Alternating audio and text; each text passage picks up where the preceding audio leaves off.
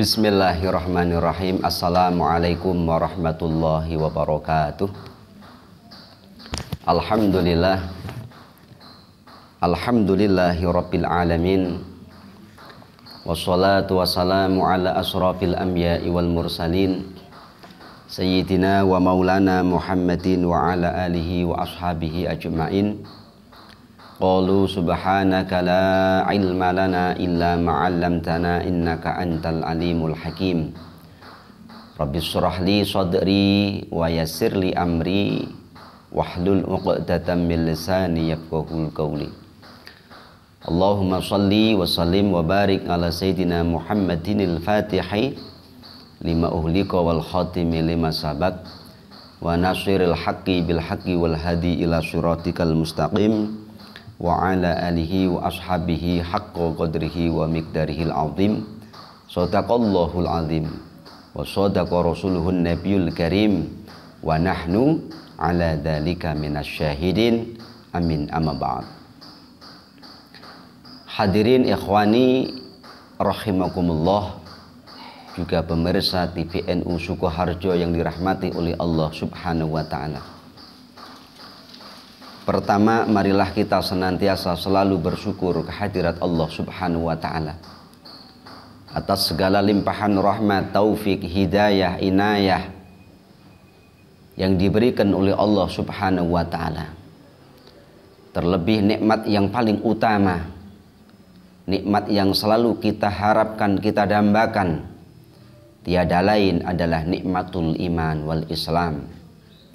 Sebuah nikmat yang insyaallah akan mampu menyelamatkan kita menuju kebahagiaan dunia, terlebih kebahagiaan kelak di akhirat. Dengan nikmat yang diberikan oleh Allah Subhanahu wa taala ini, marilah kita senantiasa selalu memperbanyak bersyukur kepada Allah Subhanahu wa taala dengan meningkatkan keimanan, ketaatan kita kepada Allah Subhanahu wa taala. Dan tentunya marilah bersama-sama kita mengucapkan syukran alhamdulillahi rabbil alamin. Sholawat beserta salam senantiasa tercurahkan kepada junjungan kita Nabi Agung Muhammad sallallahu alaihi wa alihi wasallam. Semoga kelak di yaumil qiyamah kita senantiasa mendapatkan syafaatnya dan kita bahagia dunia, bahagia kelak di akhirat. Amin ya rabbal alamin. Ikhwani yang dirahmati oleh Allah Subhanahu wa taala, juga pemirsa TVNU Sukoharjo yang dirahmati oleh Allah Subhanahu wa taala. Puji syukur alhamdulillah, alhamdulillahirabbil alamin. Allah Subhanahu wa taala masih memberikan kesempatan kepada kita. Allah Subhanahu wa taala masih memberikan kenikmatan kepada kita berupa umur panjang, sehat walafiat, sehingga Allah Subhanahu wa taala pertemukan kita dengan bulan yang agung, bulan yang penuh dengan amaliyah untuk kita lakukan di dalam bulan tersebut, yaitu kita berada di dalam bulan Sya'ban. Yang mana bulan Sya'ban ini kata Rasulullah sallallahu alaihi wasallam, inna rajaba syahrullah wa sya'bana syahri wa ramadhana syahru ummati. Sesungguhnya bulan Rajab itu adalah bulannya Allah Subhanahu wa taala. Wa sya'bana syahri, dan bulan Sya'ban itu adalah bulannya Rasulullah sallallahu alaihi wasallam. Wa ramadhana syahru ummati, dan bulan Ramadan merupakan bulannya umatnya Kanjeng Nabi Muhammad sallallahu alaihi wasallam. Maka dari itu hadirin ikhwani, juga pemirsa TVNU dimanapun anda berada yang dirahmati Allah Subhanahu wa taala, kesempatan yang diberikan oleh Allah Subhanahu wa taala untuk bertemu dengan bulan Sya'ban ini harus kita syukuri. Dengan apa? Dengan meningkatkan keimanan, ketaatan kita kepada Allah Subhanahu wa taala, dan dengan memperbanyak amal saleh di dalam bulan Sya'ban. Apalagi di dalam bulan Sya'ban itu banyak sekali fadhil amal, keutamaan untuk kita beramal di dalam bulan Sya'ban. Walaupun ada sedikit ulama mereka mengatakan bahwasanya mengamalkan amaliyah di dalam bulan Sya'ban apabila dilandasi dengan hadis yang dhaif itu tidak diperbolehkan secara mutlak, sebagaimana yang disampaikan oleh Syekh Abu Bakar bin Al-A'rabi, yang mana beliau mengatakan bahwasanya hadis dhaif itu tidak bisa digunakan untuk amaliyah secara mutlak. Hal ini tentunya bertentangan dengan pendapat daripada ijma' ulama, daripada kalangan ulama ahlu sunnah wal jamaah, terlebih lagi ulama-ulama ahlu sunnah wal jamaah an-nadhiyah yang ada di seluruh penjuru dunia ini, yang mana bahwasanya mengamalkan daripada hadis dhaif, artinya hadis yang lemah dalam fadhailul a'mal, itu diperbolehkan, sebagaimana dijelaskan di dalam kitab Madza fi Sya'ban karya Profesor Dr. Sayyid Muhammad Alawi Al-Maliki, yang mana di situ dijelaskan ada poin bab tersendiri bagaimana mengamalkan hadis dhaif dalam hal fadhailul a'mal. Lantas bagaimana daripada pendapat-pendapat para ulama-ulama ahlu sunnah tentang hal itu? Maka di sini disebutkan, yang mana Imam Ibnu Hajar Al-Haytami dalam kitab Ad-Dur Al-Mangdud berkata bahwa para ulama ahli hadis, ulama-ulama ahli fikih, dan ulama-ulama yang lainnya telah sepakat bahwasanya sebagaimana yang disebutkan oleh Imam Nawawi dan yang lainnya, diperbolehkan mengamalkan hadis yang dhaif di dalam fadhailul a'mal. Mengamalkan hadis yang lemah di dalam fadhailul a'mal itu diperbolehkan, dengan catatan yang pertama, hadis dhaif itu digunakan di dalam fadhailul a'mal, baik menjelaskan tentang targhib wa tarhib, menjelaskan tentang anjuran ataupun menjelaskan tentang larangan. Apabila hadis dhaif itu masih dalam koridor fadhailul a'mal, maka mengamalkan hadis dhaif itu adalah diperbolehkan. Kemudian yang kedua, hadis tersebut atau hadis dhaif tersebut tidak dalam kaitannya dengan hukum halal, hukum haram, ibadah mahdhah, ya, itu tidak seperti itu.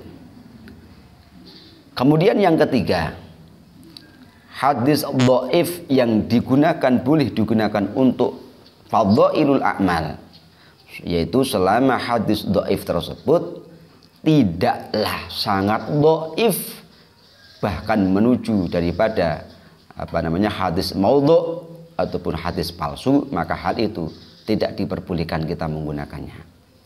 Maka ikhwani yang dirahmati oleh Allah Subhanahu wa taala, juga pemirsa TPNU Sukoharjo yang dirahmati oleh Allah Subhanahu wa taala, dalam hal ini kita janganlah ragu untuk beramal, untuk mengamalkan sesuatu, khususnya di dalam bulan Sya'ban ini, untuk memperbanyak amaliyah-amaliyah yang mana keutamaan yang luar biasa di dalam bulan Sya'ban, yang mana ketika kita mengamalkan amaliyah, mengamalkan hadis dhaif untuk fadhailul a'mal, itu diperbolehkan. Sebagaimana juga disebutkan oleh Al-Walid Al-Imam Al-Habib Alawi bin Abbas Al-Maliki Al-Hasani. Beliau berkata dalam kitab fatwanya bahwa pakar ilmu hadis dan yang lainnya telah sepakat bahwasanya hadis dhaif itu bisa digunakan dalam masalah fadhailul a'mal.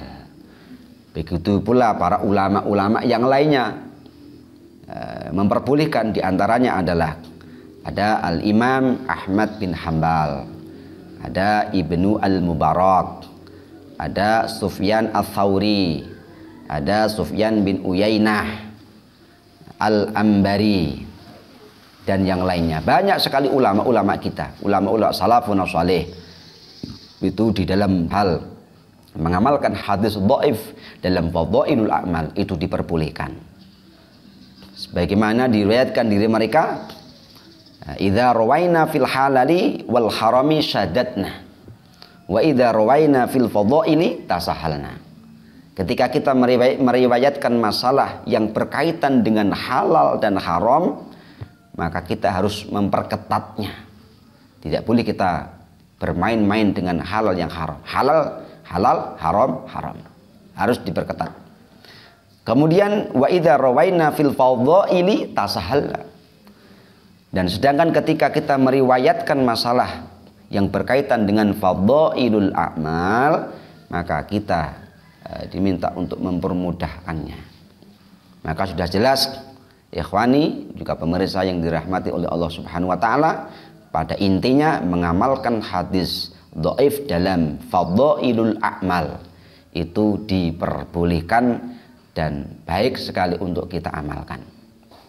Sebagaimana telah disepakati oleh para ulama-ulama salafun saleh, banyak sekali ulama-ulama kita salafun saleh yang memberikan fatwanya bahwasanya mengamalkan hadis dhaif dalam fadhailul a'mal itu diperbolehkan.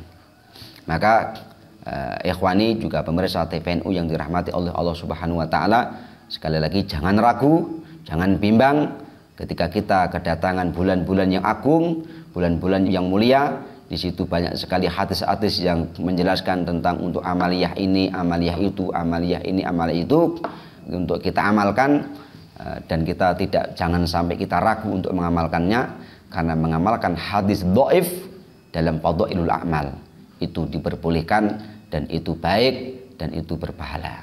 Mudah-mudahan sedikit ini menambah wawasan kita, menambah kemantapan kita untuk beramal, untuk memperbanyak amaliyah, amal soleh, khususnya di bulan-bulan yang mulia, bulan-bulan yang dirahmati oleh Allah Subhanahu wa taala, terlebih saat ini, khusus saat ini, yaitu di bulan Sya'ban, bulannya Kanjeng Nabi Muhammad sallallahu alaihi wasallam. Demikian sedikit yang dapat kami sampaikan.